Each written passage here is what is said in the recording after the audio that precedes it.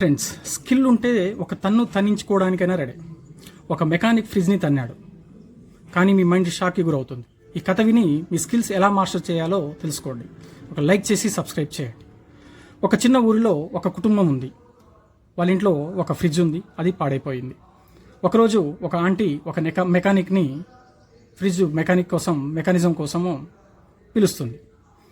ఆ మెకానిక్ ఆ ఇంటికి వస్తాడు.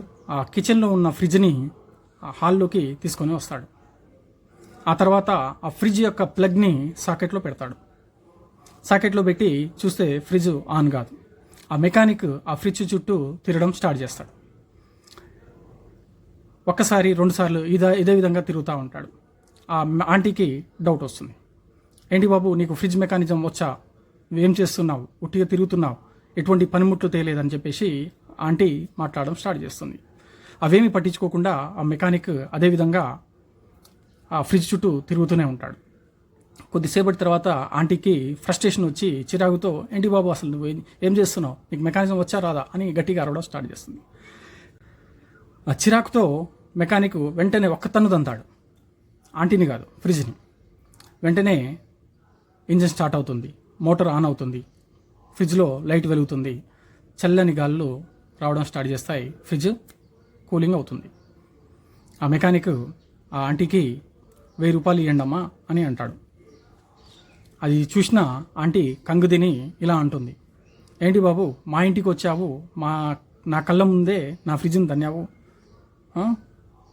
మరియు 1000 రూపాయలు అడుగుతున్నావు, ఇది న్యాయమేనా?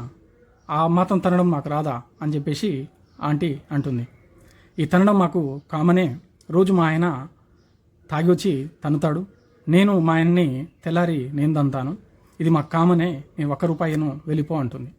అప్పనికి నవ్వుతూ, అమ్మా, నేను తన్నినందుకు 1000 రూపాయలు అడగటం లేదమ్మా, నాకు ఆ ఫ్రిడ్జ్ను ఎప్పుడు ఎక్కడ ఎలా ఎంత యాంగిల్లో ఎంత ఫోర్స్తో తన్నాలో ఆ విద్య ఆ స్కిల్ నాకు తెలుసు కాబట్టి దానికి నేను 950 రూపాయలు ఛార్జ్ చేస్తున్నాను, తన్నినందుకు 50 రూపాయలు మాత్రమే ఛార్జ్ చేస్తున్నాను, ఆ 50 రూపాయలు నువ్వు ఉంచుకొని మిగతా 950 రూపాయలు నాకు ఇవ్వండి అంటాడు.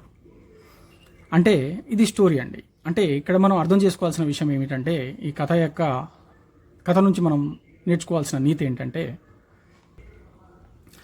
మనం చేసే పని చిన్నదా పెద్దదా అనేది ముఖ్యం కాదు, ఆ పనిలో మనం ఎంతటి నైపుణ్యం సంపాదించామనేదే ముఖ్యం. పైపైన నేర్చుకునే 100 విద్యల కంటే ప్రాణం పెట్టి నేర్చుకున్న ఒక్క నైపుణ్యం మిమ్మల్ని అందరికంటే ఎత్తులో నిలబెడుతుంది. ఒక విషయం ఏంటంటే, ఒక విషయంలో మాస్టర్ అవ్వాలంటే దాన్ని క్షుణ్ణంగా పరిశీలించే సహనం ఉండాలి. లోకం మీరు పడే శ్రమకు కాదు, మీరిచ్చే ఫలితానికి మాత్రమే విలువ ఇస్తుంది. Thank you friend, thank you all.